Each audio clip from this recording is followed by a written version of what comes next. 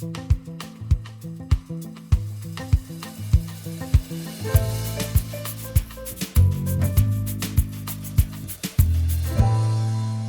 is Brave Words, True Stories Told Well. I'm Adrian Ferreira. And I'm Rob Carlton.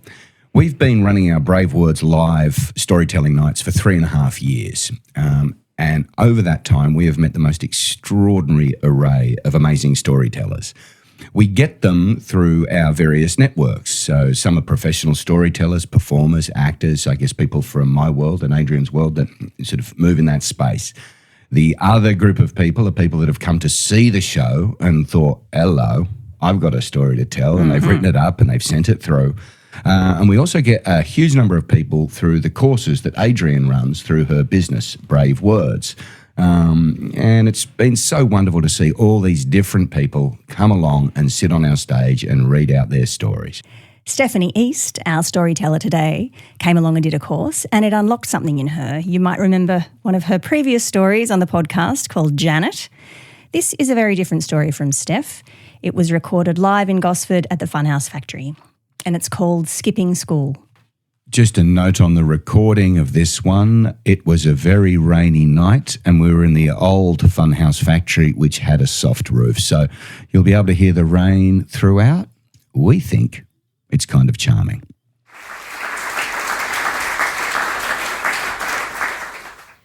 The noise on the school bus is deafening.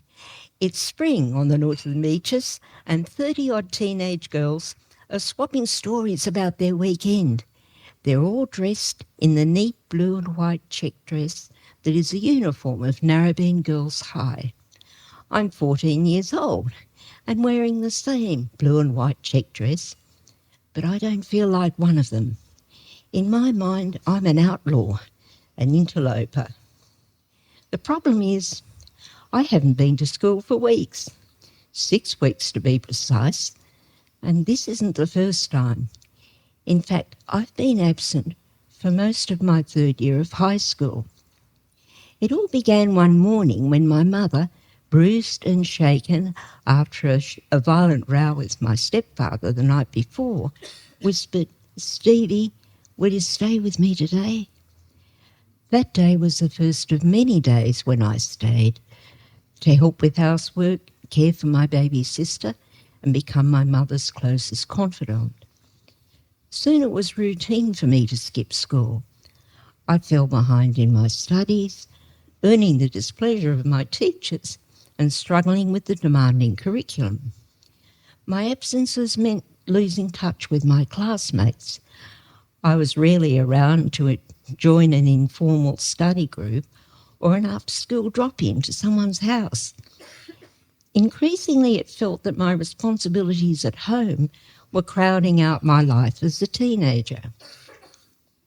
Soon a return to school was something I came to dread. But now that I'm here, I need to deliver my mother's explanatory note to the administrative office. I break off from the stream of girls heading for the playground. Mercifully, there's no one at the office yet, so I drop the note at the front desk and set off for my own classroom. I'm greeted on arrival by the clack of 3A's mean girls perched along the veranda rail of our classroom, eager for a bit of casual heckling. "Hey, Stephanie, where have you been? Who's been sick in your family this time? Was it your baby sister, your mother, the dog?" I ignore them and search for a friendly face. Georgette is my best friend. She's in deep conversation with another group of girls. Stung by the heckling, I decide against joining them. I'm relieved when the buzzer sounds, signalling the first period of the day. It's Latin, once my favourite subject, now becoming increasingly opaque to me. We file in and take our places, noisily dropping school bags, scraping chairs, finding textbooks. We fall silent as Mr. Perrott arrives, stern and portly in his dusty suit. He waits for absolute silence. He has the air of a man who is doing this teaching business out of a sense of duty. We've been told he came out of retirement to teach us the classics. Salvate puellae. He really knows how to murder an ancient language. Salve, Mr. Parrot, we reply in straggly unison. He takes a seat at his desk in front of the class. I'm not sure which textbook we're using and furtively glance at my neighbour's desk to make sure I've got the right one. Mr. Parrot is peering over his glasses, scanning the back of the classroom. Stephanie. Sir, I raise my hand. Ah, you're here. Perhaps you can start us off. I can't believe he's doing this. He knows how far behind I am. We've been reading the Alexandrian Wars while you've been away. Perhaps you'd oblige us by leading off today. We're up to chapter 3. I fumble for the right page. Chapter 3, Stephanie, booms Mr. Parrot, beginning herbs fertilissimo copiosima omnium. Read the paragraph first and then translate. Herbs fertilissimo copio. Just a moment, Stephanie. I glance up. Someone at the door is handing Mr. Parrot a note. He returns his attention to me. It seems you are required at the headmistress's office, Stephanie. I know this is about Mum's note and my lengthy absences. I know everyone is staring at me as I leave the classroom. Being sent to the office is serious business and a rare event for 3A. We are the school goody-goodies, and being summoned like this usually only happens if you've done something really bad. Though I'm dreading what's to come as I cross the playground, it doesn't occur to me to do a runner. I'm basically a goody-goody like the rest of 3A. Miss Fisher, the headmistress, is elderly by our teenage standards, probably in her early 50s. I'm not scared of Miss Fisher. It's having to expose the reason for my absences from school that scares me. Domestic violence isn't supposed to happen in nice families, so no one can know. The shame would be insupportable, and more importantly, if I told anyone, Mum would be furious. My family's code of silence is as good as his blood oath. The door to the office is open. Miss Fisher is at her desk reading some document intently. I stand in the doorway and wait for her to look up. Maybe I should knock. I reach out to tap on the open door when she sees me, peering at me over half glasses. Stephanie? Yes, Miss Fisher. Come in and take a seat. Her attention returns to the papers on her desk. I sit and wait. The room is austere, a bit like Miss Fisher. Her figure could be described as matronly. She's wearing a navy dress with matching jacket. Her grey hair is scraped up in a loose bun. She doesn't wear makeup, and her only jewellery is a tiny marquisite watch. There are no family photos in the room, no framed diplomas, no ornaments or knickknacks, but there's a clock on her desk. Its loud tick is unsettling. I wonder how she can work with it so close by. Right, Stephanie. I brace myself for the lecture and almost certainly the questions. You've been absent from school for, 6 weeks. My mother was in a car accident. She wrote a note explaining, yes, I have her note. Clearly my mother's note is cutting no mustard here. 6 weeks, Stephanie. This is your intermediate year. What can I say? Miss Fisher waits and waits. That clock on her desk is marking the wordless seconds. She wants a more satisfactory explanation, an explanation with more detail. My mother has been sick. Sometimes she needs me to help with my baby sister. I trail off. This isn't working. Miss Fisher doesn't want the official version.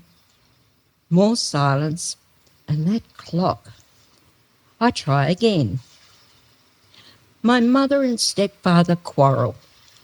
Sometimes my mother is injured. Injured. Such a civilised word for what happens to my mother. But there it is, my secret is out. Well, one of them is. And it didn't take much. A few seconds of awkward silence and I'd spilled the beans. They didn't even have to show me the instruments of torture. There's a lot more I could have said. That the car accident on Barrenjoey Road was one of Mum's suicide attempts. That the violent rows at my house had made us frequent flyers with Mona Vale Police.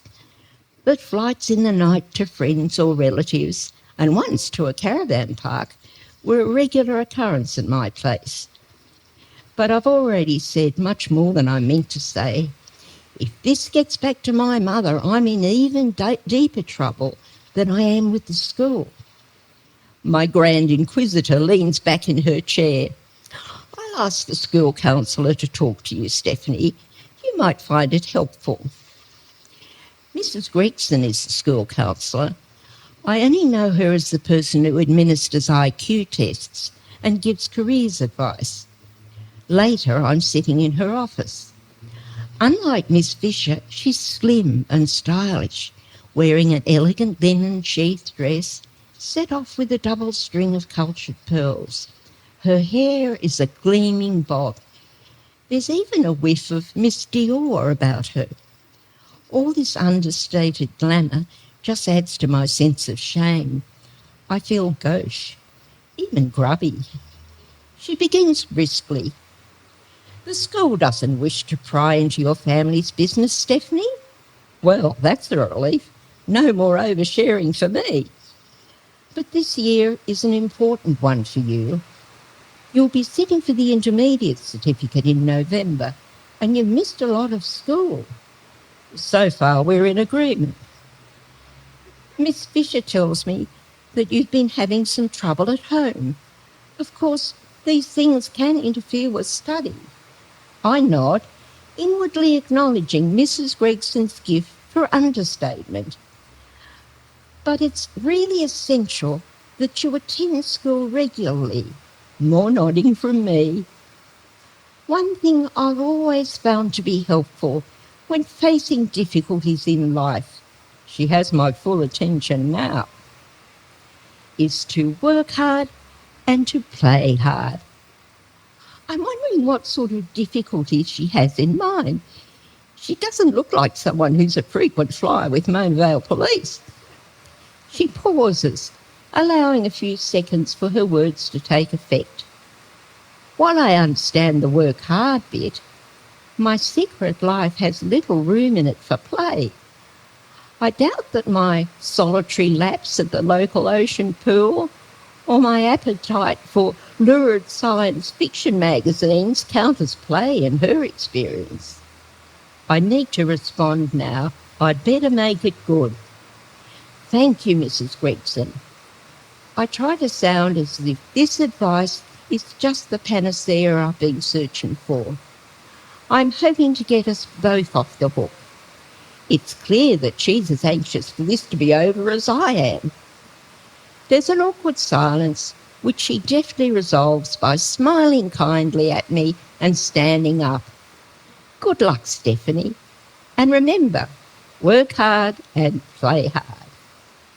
It feels good to be out in the fresh air as I walk back to my classroom. I check my watch. Latin will be over and English is next. Small mercies. Work hard and play hard. It was like something from Mum's old Girls' Own annual books. Something more suitable for the hockey field. I miss a lot more school in the following months. Nothing at home has changed. The intermediate is over and our class is dismissed for the rest of the year. On the night of the 3rd of December, my mother takes her own life. In the days that follow, I'm finding it hard to believe what has happened. I feel numb as I serve cups of tea to a stream of visitors. I miss Mum terribly, but ask myself why my sister and I weren't enough to make her stay. It takes many years for me to come to some understanding of her frustration, her anger, and her despair. The police arrived to get statements from my stepfather and me. They say I'll be called as a witness at an inquest in February. As funeral arrangements are made, a friend of the family deems me and my sister Jen too young to attend. She means well and is probably right, but it feels as if somehow our grief doesn't count. There is a rearrangement of our blended family. My little sister Sheridan will stay with her father. Jen and I will go to live with our grandmother, who cared for us in the years before our mother remarried. Life with Mumsy had always felt safe and normal. Maybe with her, I could start to feel like a kid again. Then, in the midst of all the sorrow and turmoil, I receive a letter from Narrabeen Girls High. Its handwritten message is a surprisingly sensitive one.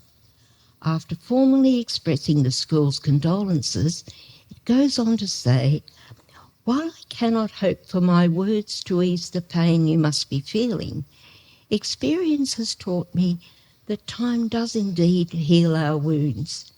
That is not to say your loss will be diminished, but the pain will, in time, become easier to bear." The letter is signed William Perrott. I still have that letter. On reading it now, so many years later, I'm struck by how little we knew about each other then, Mr. Perrott and me. I wonder if, in different circumstances, my old Latin teacher and I might have liked one another better.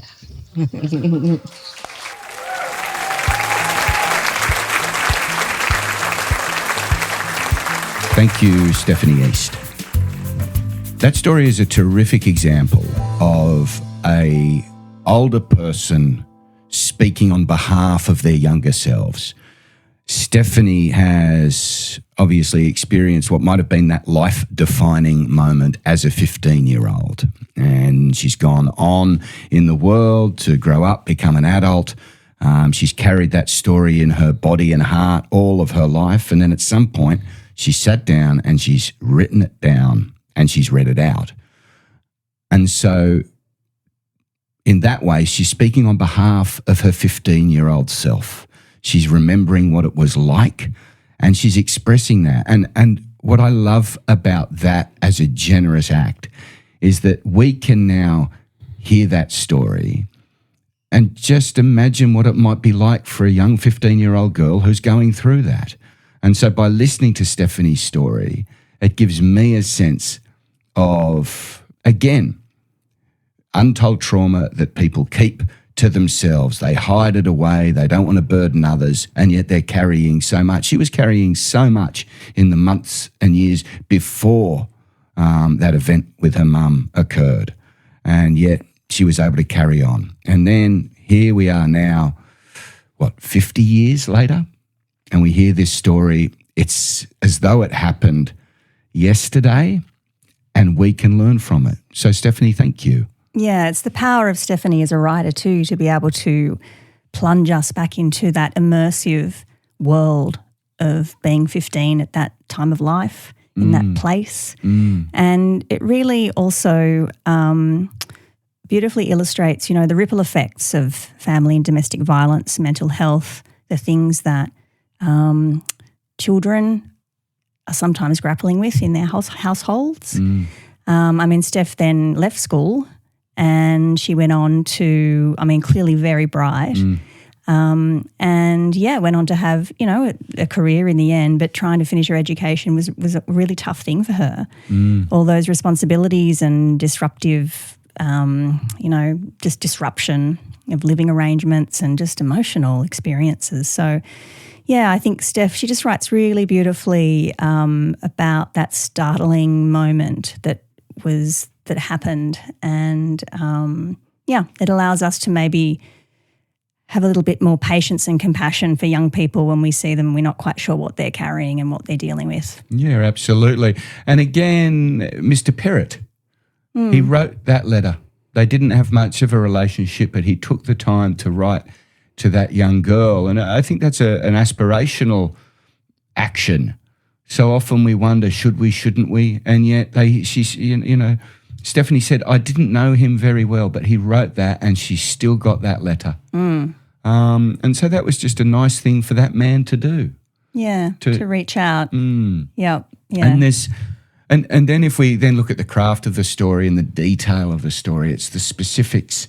And that's very personal to me. I went to Pittwater High School, which was, I guess, the sister school of Narrabeen High. In fact, our blue light discos happened at the Narrabeen High School. Now, Stephanie's a little older than me, so she was there some 20 years earlier than I was. But again, I think of that school and I think of those schoolyards and I think of those little bullying moments with the cool girls as she walked past them, and there's this young girl, and then it causes me to think back to my time. And, we weren't always nice to people that may have had, when you're young, you do notice when kids are away a lot. And, gosh, what's going on there? You sense something's wrong, but you're not always generous in the observation of it. So all of those sorts of things, it was just wonderful for Stephanie to share that story. Steph started doing the Telling True Stories course. She began experimenting, writing a bit down, and then she's sort of unlocked something for Steph. If that's something that you think you'd like to explore, you're not quite sure what you want to write, but you know that you've got stories in there, I've got a course starting in June. It's an online course, so if you're out of area, you're not on the Central Coast, this is your opportunity to jump in and have a go, have an explore, see what comes bubbling up and what it is, discover what it is you have to say. And it could be anything. It could be a hardship. It could be a great joy. It could be a moment on a holiday where you suddenly went, oh, my goodness me, I've been a grouchy bugger for years and years, and I don't want to be a grouchy bugger anymore. Is that the story you're going to tell? You're not grouchy on holidays. I've never You're not been. Thinking about yourself, are you? No, I was just thinking about, what a story might be. Stories can be anything for anyone, but it's the specificity. But that course too, it is really, we use sort of prompts and exercises to really you don't have to come with an idea. It's just about unlocking the subconscious and letting these stories sort of bubble to the surface. And people are sometimes quite surprised at what emerges and comes out. It's a wonderful act of discovery. I'm constantly surprised. Whenever I sit down to write a story, constantly surprised at what I actually think. The difference between what I think and what I actually think. Oh my Lord, it's startling. What you think, oh, I should write this one, and then it veers off in this other direction, and you're like, oh, actually, this is where the story is. It's over here in this surprising place. So, it's a lot of fun. It's a lot of fun, and it can be quite cathartic as well. So if that's something you're keen to try, jump onto bravewords.com.au and have a look at the dates and see if they work for you. And if you feel like getting out and about and seeing some storytelling, of course, we've got Brave Words Live the last Sunday of every month up here on the Central Coast. More often than not, we're with our delightful venue partners, Wyong and Glitter at the Funhouse Factory. In June, we've got the big show at the Avoca Beach Theatre, the iconic Avoca Beach Theatre. And we've got some great people. I think tickets are on sale now. Actually, we've got Richard Glover coming up, Deb Oswald, the actor, Chris Stoller, who might have an extra special guest to announce a little later on. So it's a big night and it sells out. So if you've, wanting an opportunity to come up to the Central Coast and have a weekend, come along see to some that one. Great storytellers, come and see that. And if you're listening to this when it first drops, then you'll be 1 week away from my opening night of my show, Virgin in a Knife Fight, which is part of the Sydney Comedy Festival down at the Factory Theatre in Marrickville, playing from May 13 to 16. Thanks for listening, and we'll catch you next time. Bye.